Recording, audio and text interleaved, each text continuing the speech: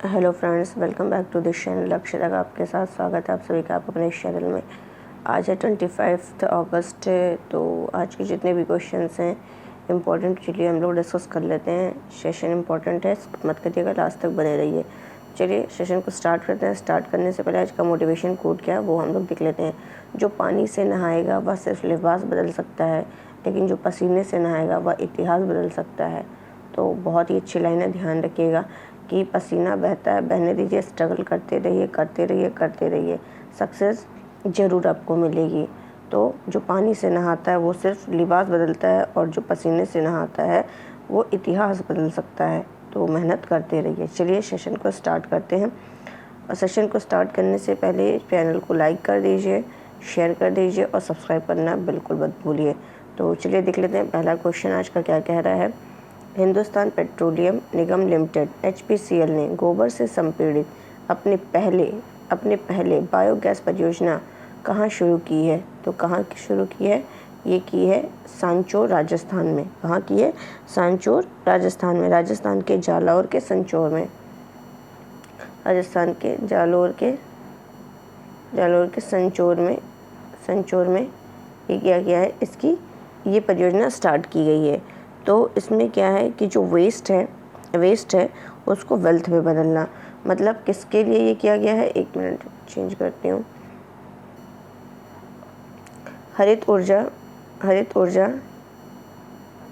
मिश्रण को बढ़ावा देने की दिशा में, मिश्रण को बढ़ावा देने की दिशा में ये क्या किया गया है? राजस्थान राज्य द्वारा हिंदुस्तान पेट्रोलियम ने क्या किया? राजस्थान के सांचौर में गाय के गोबर से संपीड़ित बायोगैस परियोजना की घोषणा की है। और इसमें क्या है, जो अपशिष्ट है, अपशिष्ट से ऊर्जा, कौन सा? अपशिष्ट से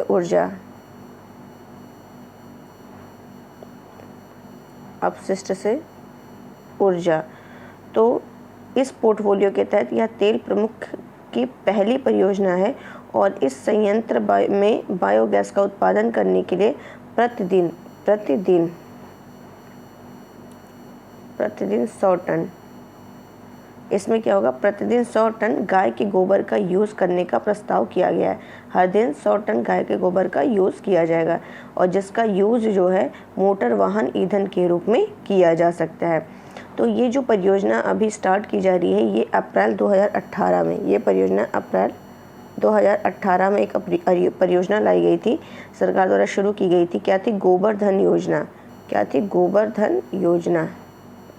2018 में गोबर्धन योजना, तो उसी का ये हिस्सा है।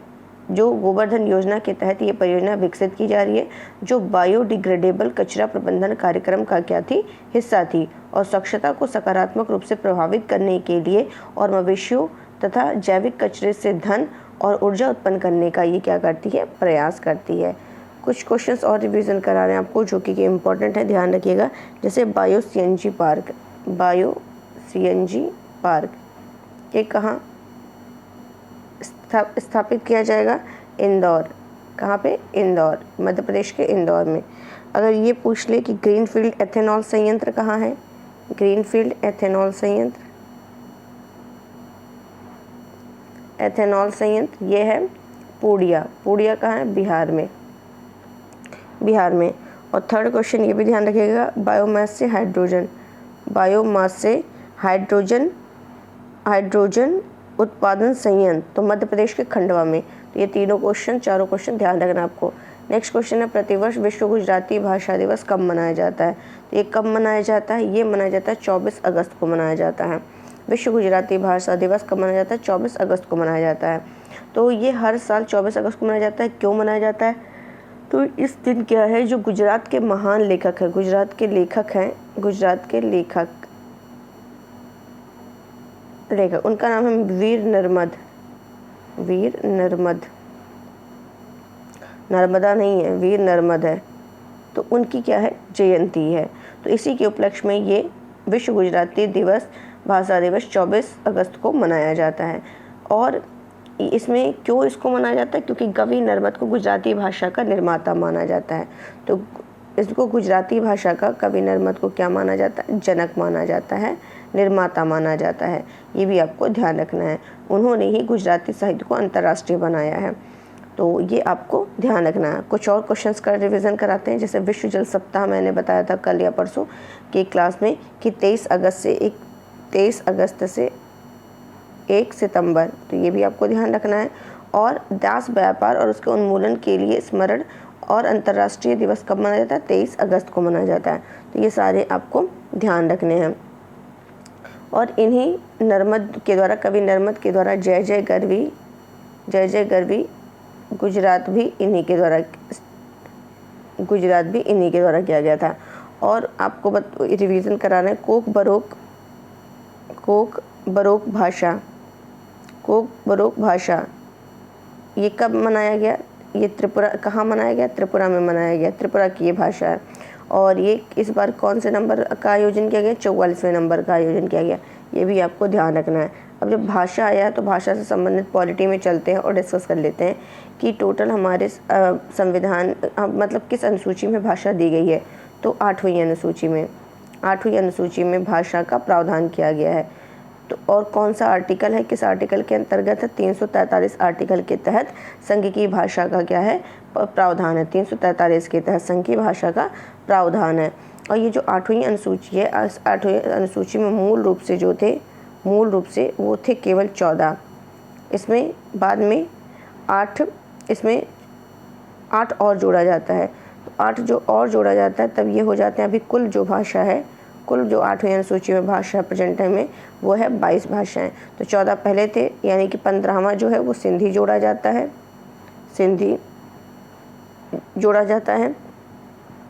21वें संविधान संशोधन के द्वारा। और 3 जो है 16 से 18 3 क्या जोड़ा जाता है? नेपाली, मणिपुरी और कोंकणी ये जोड़ा जाता है आपका 71वें संशोधन के द्वारा। एंड थर्ड आपका है जो 19 से 22 जोड़ा जाता है, वो जोड़ा जाता है बोडो, डोंगरी, मैथिली, संथाली। ये 92 संशोधन के द्वारा 2003 में ये ऐड किया गया था। तो सब मैंने आपको बता दिया है। ये सारा आप ध्यान रखिएगा, इंपॉर्टेंट क्वेश्चन डिस्कस किया है मैंने आपके लिए। तो अभी भी जिसने चैनल को लाइक नहीं किया प्लीज़ लाइक कर लीजिए।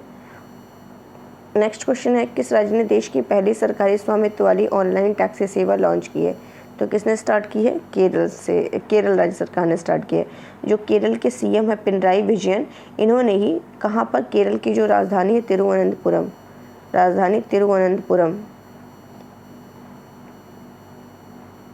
तिरुवनंतपुरम, यहाँ पर देश की पहली जो सरकारी स्वामित्व वाली ऑनलाइन ऑटो टैक्सी सेवा केरल सवारी, इसका नाम जो टैक्सी है इसका नाम केरल सवारी रखा है। इसी को क्या किया है, वहाँ के सीएम ने उद्घाटन किया है। तो केरल सवारी एक क्या है, परियोजना है जिसे श्रम विभाग द्वारा मोटर श्रमिकों के लिए आय का एक गैर शोषित स्रोत सुनिश्चित करने के लिए लागू किया गया है। और केरल सवारी ऐप में आपात स्थिति में मदद के लिए एक पैनिक बटन सिस्टम भी होगा। कोई भी ड्राइवर या यात्री एक दूसरे को बताए बिना इस बटन को दबा सकते हैं और इससे संबंधित जो परिवर्तन एजेंसियां हैं उनकी सेवाएं तेज़ी से प्राप्त होने में मदद मिलेगी। केरल सवारी में एक ही किराया होगा, केवल 8% का सेवा शुल्क लिया जाएगा, जिससे यह अन्य ऑनलाइन टैक्सी सेवाओं की तुलना में क्या है, सस्ता है। तो ये भी आपको ध्यान रखना है। क्लियर हो गया होगा। मतलब इसका उद्देश्य यह है कि जो यात्री हैं उनको उचित दर व सुविधा मिले और ड्राइवर को उचित वेतन मिले। तो ये आपको ध्यान रखना है। चलते हैं नेक्स्ट क्वेश्चन की तरफ। किसे राष्ट्रीय सुरक्षा गार्ड में महानिरीक्षक नियुक्त किया गया है? तो किसे क्यों नियुक्त किया गया? तो प्रवीण छाबड़ा को। कैबिनेट की नियुक्त समिति ने मेजर जनरल छाबड़ा की नियुक्ति को मंजूरी दी है। मतलब जो प्रवीण छाबड़ा हैं उनको एनएसजी राष्ट्रीय सुरक्षा गार्ड में महानिरीक्षक यानी अभियान नियुक्त किया गया है। और एनएसजी जो है, एनएसजी नेशनल सिक्योरिटी गार्ड, राष्ट्रीय सुरक्षा गार्ड, ये जो है आपका आतंकरोधी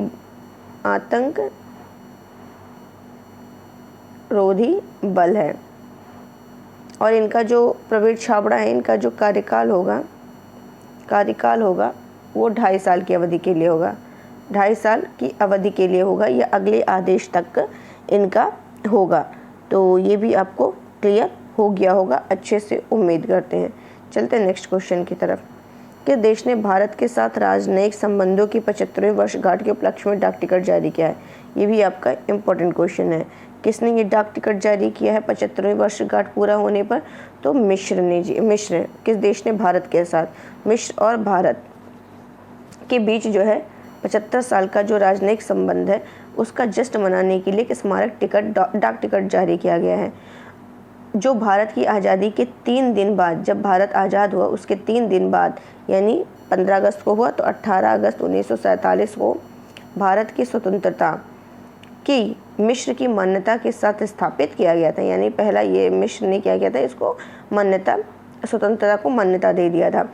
और फिर क्या होता है, मिस्र और भारत लंबे समय से ऐतिहासिक संबंध के साथ क्या है, बधे हुए हैं। यह नील नदी और सिंधु नदी के किनारे विकसित हुई। कौन? ये मिस्र जो है, ये नील नदी और सिंधु नदी के किनारे विकसित हुई 2 प्राचीन सभ्यताओं के बीच व्यापारिक संपर्क के बदौलत ये संभव हुआ है। इन दोनों के बीच संबंध जो है, तो ये भी आपको ध्यान रखना है। 1960 के दशक में क्या होता है कि भारत और मिस्र के बीच रक्षा सहयोग काफ़ी अधिक बढ़ जाता है। मतलब क्या सहयोग बढ़ जाता है? रक्षा संबंध की दृष्टि से क्या इंपॉर्टेंट है कि जो मिस्र के में पायलट हैं उनको भारतीय वायुसेना द्वारा ट्रेंड किया जाता है। मिस्र के पायलटों को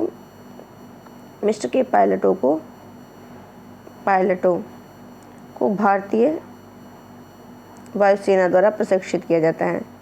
ये बहुत इंपॉर्टेंट लाइन है, प्रशिक्षित किया जाता है। क्लियर? और भारत और मिस्र ने दो, ये तो आपको ध्यान रखना है। फिर भारत और मिस्र ने संयुक्त रूप से, भारत और मिस्र ने दोनों ने संयुक्त रूप से हेलन 300 जेट फाइटर का निर्माण भी किया है, था। और 2006 में भारत और मिस्र संयुक्त रक्षा समिति की स्थापना की जाती है। तब से अब तक इस समिति की, भारतीय मिस्र संयुक्त रक्षा समिति की 6 बार बैठक हो चुकी है और 6ठी बैठक 2016 में दिल्ली में हुई थी। ये भी आपको ध्यान रखना है।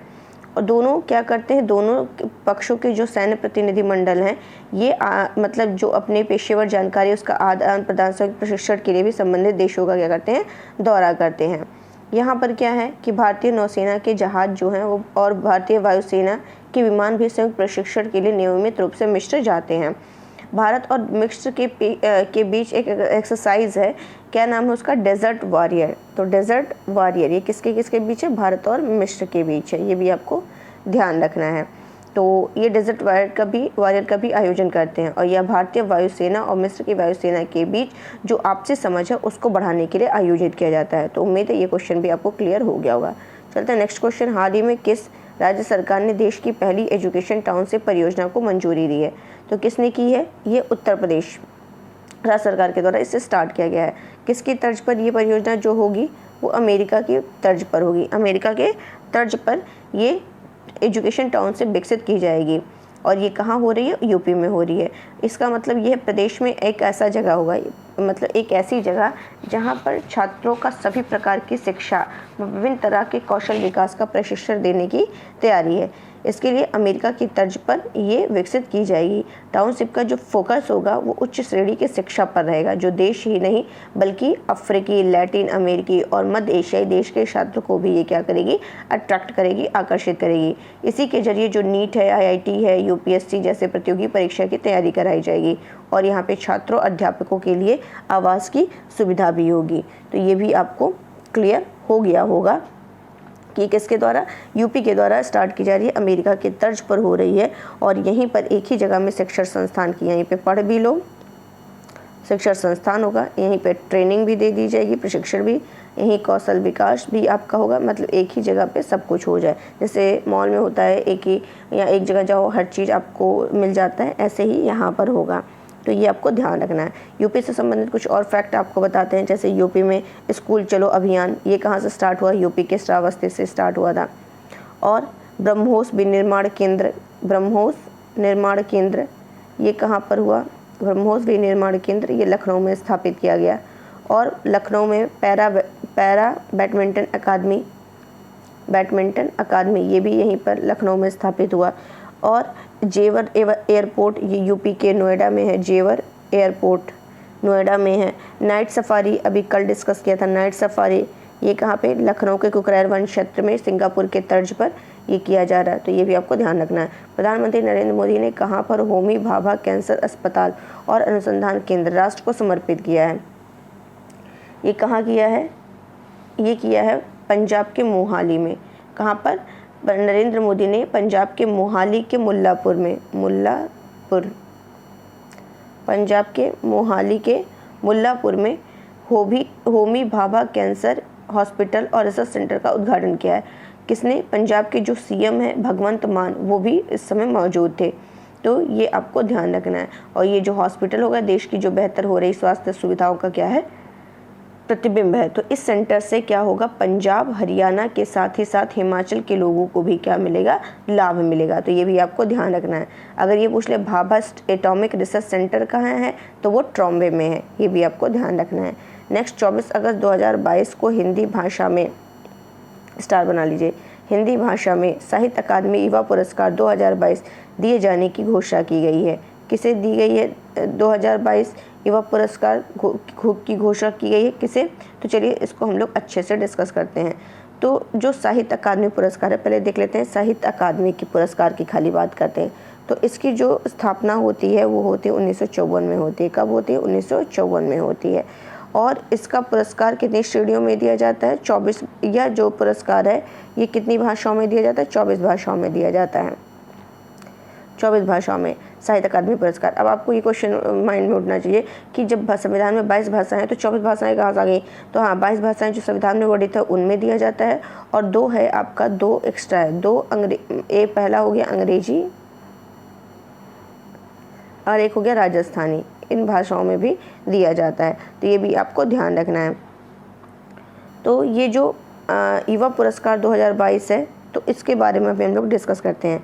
तो बहुत सभी भाषाओं में दी गई है, तो ये पूरा तो नहीं पढ़ पाएंगे, तो बस हिंदी अंग्रेजी हम लोग देख लेते हैं। युवा पुरस्कार कितने भाषाओं में दी गई है? 23 भाषाओं में दी गई है। कितनी भाषा में? 23 भाषा में दी गई है। अगर यहाँ बात करें हिंदी साहित्य में, हिंदी में, तो हिंदी में एक उपन्यास है, प्रमेय उपन्यास है। कौन सा उपन्यास है हिंदी में? प्रमेय उपन्यास है, जिसके लिए भगवंत अनमोल को दिया गया है। हिंदी के लिए किसको दिया गया है? भगवंत अनमोल को दिया गया है। किसके लिए दिया गया? प्रमेय उपन्यास के लिए दिया गया है। तो ध्यान रखिएगा, इम्पोर्टेंट है। अंग्रेजी में किसको दिया गया है? अंग्रेजी में ये किसको दिया गया है? तो उनका नाम है, अंग्रेजी में जिसे दिया गया है उनका क्या नाम है? उनका नाम है मिहिर वत्स। अंग्रेजी में, इंग्लिश में जिसे दिया गया है उनका नाम है मिहिर वत्स।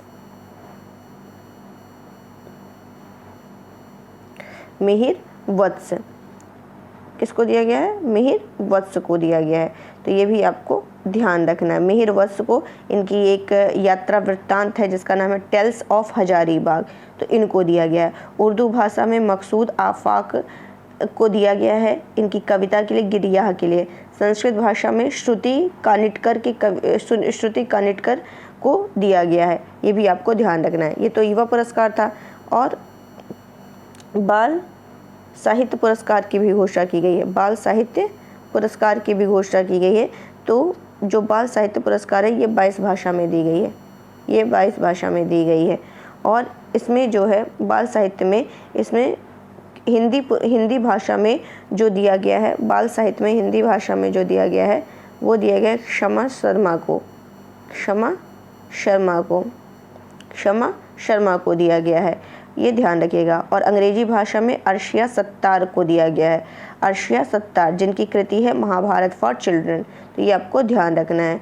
और इस पुरस्कार में जो है 50,000 रुपये दिए जाते हैं और एक प्रशस्ति पत्र दिया जाता है। तो ये उम्मीद है सब अच्छे से क्लियर हो गया होगा आप लोग को।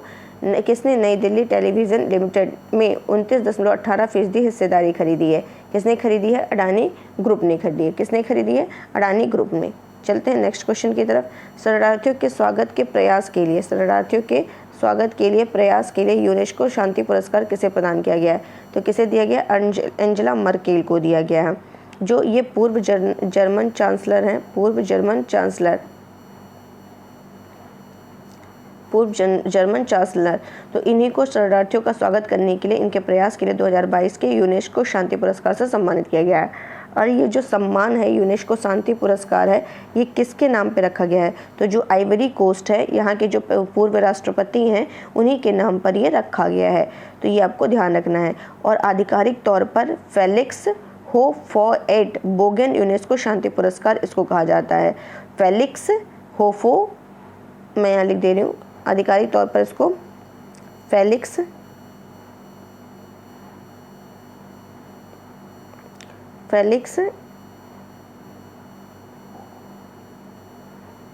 होफोएट बोगेन यूनेस्को शांति पुरस्कार भी कहा जाता है। ये 1989 से हर साल, ये कब से प्रदान किया जाता है? 1989 से, 1989 से उन व्यक्तियों, संगठन या संस्थानों को दिया जाता है जो शांति बढ़ावा देने, शोध करने, सुरक्षित करने के लिए विशेष प्रयास करते हैं। तो ये चांसलर के रूप में 4 बार सेवा देने के बाद पिछले साल राजनीति छोड़ चुकी जो मर्केल हैं, उनको यह पुरस्कार कब दिया जाएगा ये अभी तय नहीं हुआ है। मतलब ये पुरस्कार जो है किसे दिया गया? एंजेला मर्केल को दिया जाएगा। ये आपको ध्यान रखना है। यूनेस्को की स्थापना, अगर यहाँ यूनेस्को दिया, कल डिस्कस किए थे, आज भी कर लेते हैं कि 16 नवंबर 1945 को, 16 नवंबर 1945 को। इसका हेडक्वार्टर कहाँ है? पेरिस में है। पेरिस कहाँ है? फ्रांस में। यूनेस्को के सदस्य 193 हैं और इसके प्रमुख ऑड्रे अजोले हैं, ये भी ध्यान रखना है। 71वीं इंटर सर्विस एक्वेटिक्स चैंपियनशिप 2022 कहाँ आयोजित की जा रही है? तो कहाँ आयोजित की जा रही है? विशाखापत्तनम में की जा रही है। इसमें सेना के जो तीनों विंग्स हैं, सेना के तीनों विंग्स वो भाग लेंगे। सेना के तीनों विंग्स इसमें भाग लेने वाले हैं और 4 टीम इसके अंदर रहेगी। 4 टीम इसके अंदर हैं। 4 टीम इसके अंदर, 2 टीम सेना की ओर से, 1 टीम एयरफोर्स और 1 टीम नेवी की साइड से। तो ये आपको ध्यान रखना, विशाखापत्तनम। चलते हैं, कल का रिवीजन करते हैं। 14 से 21 अगस्त तक खगोल विज्ञान और खगोल भौतिकी पर 15वां अंतर्राष्ट्रीय ओलंपियाड में भारत किस स्थान पर? 3rd पर है। और 65वां राष्ट्रमंडल संसदीय सम्मेलन के देश में आयोजित किया जा रहा है? कनाडा। प्रतिवर्ष अंतर्राष्ट्रीय, ये तो अभी डिस्कस किए थे। 23 अगस्त 2022 को DRDO ने VLSRSAM का सफल परीक्षण किया है। सतह से हवा में मार करने वाली मिसाइल है। 11वीं राष्ट्रीय बीज कांग्रेस 2022 का आयोजन कहाँ किया जा रहा है? ग्वालियर, मध्य प्रदेश के। सैयद सिप्ते रजी का निधन हो गया। ये क्या थे? राजनेता थे। ओम बिरला किस देश में स्वामी विवेकानंद और स्वतंत्रता सेनानी पांडुरंग खान खोजे की प्रतिमा का अनावरण करेंगे? मैक्सिको। गरबा नृत्य को यूनेस्को की सांस्कृतिक सूची में शामिल किए जाने के लिए नामित किया गया। यह कहाँ का लोक नृत्य? गुजरात। किस राज्य में राजीव गांधी ग्रामीण ओलंपिक खेलों का आयोजन किया जाएगा? राजस्थान। तो आज के लिए बस इतना ही रखते हैं। उम्मीद है आपको सेशन अच्छे से समझ आया होगा। तो प्लीज़ इसको ज़्यादा से ज़्यादा लाइक करिए, शेयर करिए और सब्सक्राइब करना बिल्कुल मत भूलिए। तो उम्मीद है आप लोग अच्छे से रहेंगे, एंजॉय करिए, पढ़ते रहिए। तो कल फिर मिलते हैं। Thank you so much.